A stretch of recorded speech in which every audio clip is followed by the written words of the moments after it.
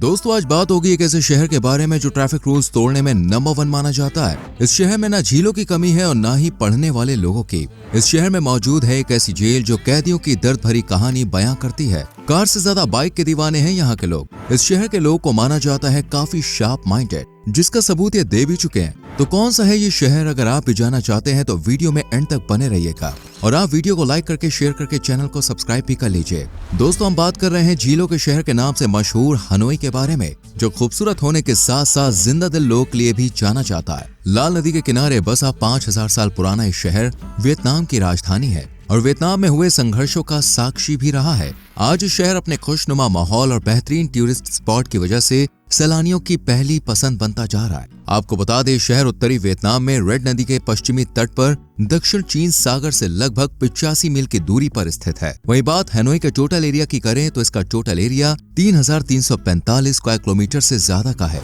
जो इस शहर को वियतनाम का दूसरा सबसे बड़ा शहर बनाता है। जबकि सबसे बड़े शहर का दर्जा हो ची मिन सिटी को दिया जाता है, जो बिल्कुल हनोई की तरह ही शानदार दिलदार है। लेकिन हाँ, कह सकते हैं कि दोनों शहरों में थोड़ा बहुत फर्क देखने को मिलता है। बात इस शहर में बसने वाली पॉपुलेशन की करें तो ये शहर 54,32,000 लोग की चहल पहल से हर वक्त गुलजार रहता है और ये पॉपुलेशन साल 2023 के मुकाबले 3.41% की ग्रोथ रेट से बड़ी है। हनोई शहर को भीड़ भाड़ वाला इलाका क्यों कहा जाता है, इसका अंदाजा आप यहाँ की डेंसिटी के हिसाब से लगा सकते हैं, क्योंकि यहाँ पर प्रति स्क्वायर किलोमीटर पर आपको लगभग 2500 लोग घूमते फिरते नजर आ जाएंगे। वहीं इस शहर में जिस रिलीजन का सबसे ज्यादा दबदबा है वो है बुद्धिज्म। इसके अलावा क्रिश्चियन और बाकी धर्मों के लोग भी इस शहर में बसे हुए हैं। आपको बता दें, हनोई को पढ़े लिखे लोगों का शहर भी कहा जाता है, जहां पर हर कोई पढ़ाई से प्यार करता है, क्योंकि ये लोग पढ़ाई की अहमियत को बखूबी जानते हैं। इसलिए तो यहाँ की ज्यादातर आबादी वेल एजुकेटेड है और इन्हीं लोगों की वजह से आज शहर का लिटरेसी रेट 97% से ऊपर पहुंच गया है, जिसमें एजुकेशन की क्वालिटी का भी भरपूर हाथ है।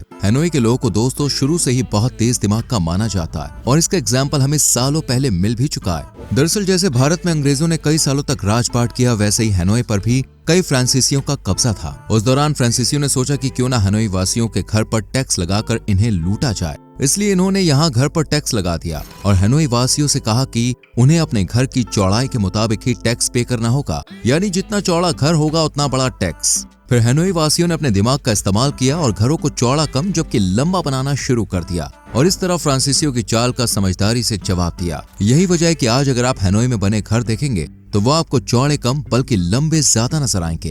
वैसे दोस्तों, अगर हनोई को झीलों का शहर भी कहा जाए तो इसमें कुछ गलत नहीं होगा और ऐसा हम नहीं बल्कि इस शहर का नाम बयां करता है। अगर आपको हनोई शब्द का मतलब नहीं पता तो फिक्र नॉट, हम आपको बता देते हैं। इस शब्द का मतलब होता है the city located with in the river. Hindi में कहें तो नदियों के बीच बसा शहर, जो बिल्कुल सही भी है, क्योंकि हनोई में कई झीलों और नदियों का संगम है, जिन्हें Hoan Kiem Lake, West Lake, Thien Quang Lake, Linh Dam Lake, Truc Bach Lake, ये सभी झीलें फेमस हैं, जिन्हें देखने के लिए लोग दूर दूर देशों से यहाँ पर खिंचे चले आते हैं। हालांकि हुआन कीम जो लेक है उसे लुक थुई लेक के नाम से भी जाना जाता है, लेकिन 15वीं शताब्दी में इसका नाम बदलकर हुआन कीम लेक कर दिया गया। वहीं टर्टल टावर भी इस शहर की शान बढ़ाने का काम करता है। हनोई में दोस्तों लॉन्ग बिन ब्रिज भी है, जो हुआन कीम और लॉन्ग बिन जिले को जोड़ता है। ये पुल दिखने में जितना सुंदर है दोस्तों, उतने ही यहाँ के लोग भी मददगार है। जी हाँ, एक तो ये लोगों को एक छोर से दूसरे छोर तक पहुँचाने का काम करता है, तो वहीं दूसरा ये बेघर और गरीब लोग के लिए आशियाना है। जी हाँ, इस पुल के नीचे कुछ बेघर लोग टेंट वगैरह लगा कर रहते हैं, यानी अगर आप इस पुल को देखेंगे तो आपको जिंदगी के कई पहलू नजर आ सकते हैं। वैसे कठपुतली का खेल यानी पपेट शो तो आपने कभी न कभी देखा ही होगा। अगर नहीं देखा और देखने की इच्छा है तो मेरी सलाह मानिए और हनोई शहर की तरफ रुख कीजिए,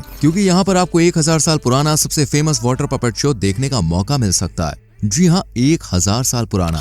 दरअसल ऐसा माना जाता है कि इस शो को लाई डायनेस्टी द्वारा शुरू किया गया था और तब से लेकर अब तक ये शो हनोई में धूम मचा रहा है। इस कठपुतली शो में विलेजर्स द्वारा वियतनाम के रीति रिवाजों, मछली पकड़ने, फसलों की कटाई वगैरह को बहुत ही अच्छी तरह से लोगों के सामने पेश किया जाता है और थांग लॉन्ग वाटर पपेट थिएटर इस शो को निहारने के लिए सबसे फेमस जगह है। वहीं इस शहर में हो ची मिन्ह की समाधि भी मौजूद है। अगर आप नहीं जानते ये कौन है तो आपकी जानकारी के लिए बता दें कि हो ची मिन्ह वियतनाम के सबसे ज्यादा पॉपुलर और लोगों के चहीते नेता थे, जिन्हें इतिहास का सबसे महत्वपूर्ण राजनीतिक व्यक्ति भी माना जाता है। हालांकि 1969 में हार्ट अटैक की वजह से उनकी मौत हो गई थी और 1975 में उनकी समाधि हनोई में बना दी गई। अब आप सोचोगे कि भाई इतने साल का गैप क्यों रखा गया? तो आपको बता दें इतना टाइम इसलिए लगा क्योंकि वैज्ञानिकों की एक खास टीम उनके शव पर खास तरह का केमिकल लगा रही थी ताकि उन्हें सालों तक ऐसे ही रखा जा सके। आज इस समाधि स्थल लोगों के घूमने के लिए सेंटर ऑफ अट्रैक्शन माना जाता है, जहां पर हर साल भारी संख्या में लोग आते हैं। इसके अलावा आप Tran Quoc Pagoda, One Pillar Pagoda जाकर भी अपनी ट्रिप को मजेदार बना सकते हैं। वैसे तो दोस्तों इस बात में कोई शक नहीं कि हनोई बेहद ही अट्रैक्टिव शहर है, जहां पर हर कोई घूमने का ख्वाब देखता है। लेकिन इस शहर की एक बात आपको खराब लग सकती है, और वो है यहाँ पर अलग अलग जानवरों का मांस ऐसे ही खुलेआम मिलना, जो कि यहाँ पर आम बात है। कहा जाए तो खाने पीने के मामले में हनोई वासी चाइनीज लोगों से कम नहीं है, क्योंकि यहाँ पर सुअर, मुर्गी, बतख के साथ साथ कई ऐसे जानवर भी खाए जाते हैं जिन्हें खाना तो दूर हम उनके बारे में सोच भी नहीं सकते। हालांकि यहाँ पर कई लाजवाब डिशेस भी मिलती हैं, जैसे बैन मी, बुनथैंग, पुंचा और चाका। इनका स्वाद जब आपके मुंह में खुलेगा ना, तो आपका दिल भी गार्डन गार्डन हो जाएगा। वही खाने से परे जब आप हनोई में घूमने के लिए निकलें तो सड़क के दोनों ओर अच्छे से देख लीजिएगा कोई बाइक, कार या कोई गाड़ी तो नहीं आ रही, क्योंकि इस देश के लोगों को ट्रैफिक रूल्स के मामले में काफी लापरवाह माना जाता है। आप ऐसा समझ सकते हैं कि सिग्नल और फुटपाथ जैसे वर्ड का तो हनोई वासियों से कोई लेना देना ही नहीं है। ये ना तो किसी ट्रैफिक नियम का पालन करते हैं और ना ही ट्रैफिक से निकलने के लिए फुटपाथ पर चढ़ने से कतराते हैं। वहीं सड़कों के अलावा यहाँ के रेलवे ट्रैक्स भी कमाल ही है। जी हाँ दोस्तों, यहाँ पर हर तरफ सड़कों पर आपको ट्रैफिक और सामने वाले शख्स की गाड़ी से बचना है कि कहीं कोई ठोक न दे। तो वहीं इस शहर में रेलवे ट्रैक से भी आपको थोड़ा सावधान रहना पड़ सकता है, क्योंकि यहाँ पर कई ऐसे रेलवे ट्रैक हैं जो लोगों के घर के और होटल के आसपास है, जहाँ बाकायदा लोग रहते हैं। वहीं जब इन रेलवे ट्रैक्स पर ट्रेन आती है तो लोग न सिर्फ अपना सामान समेटते हुए नजर आते हैं, बल्कि ट्रेन के गुजरते ही अपनी दुकान दोबारा लगाते हुए दिख जाते हैं। अब रेलवे ट्रैक की बात आ ही गई है तो आपको बता दें कि जिस तरह भारत में रेलवे ट्रैक लाने का क्रेडिट ब्रिटिशर्स को दिया जाता है,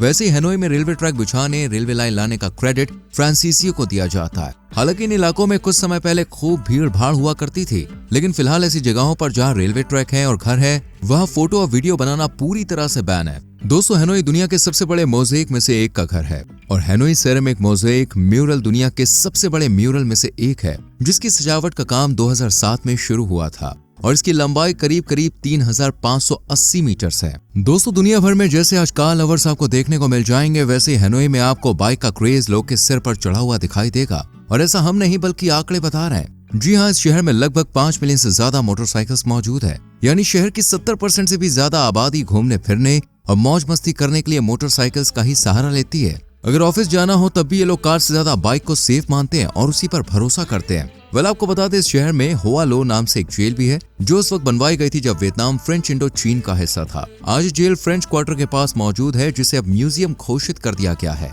आपको बता दें इस जेल में वियतनाम फ्रीडम मूवमेंट के दौरान वियतनाम के पॉलिटिकल कैदियों को रखा जाता था। फिलहाल इस जेल में कई दस्तावेज मौजूद हैं जिन पर उस वक्त के कैदियों के नाम लिखे हुए हैं।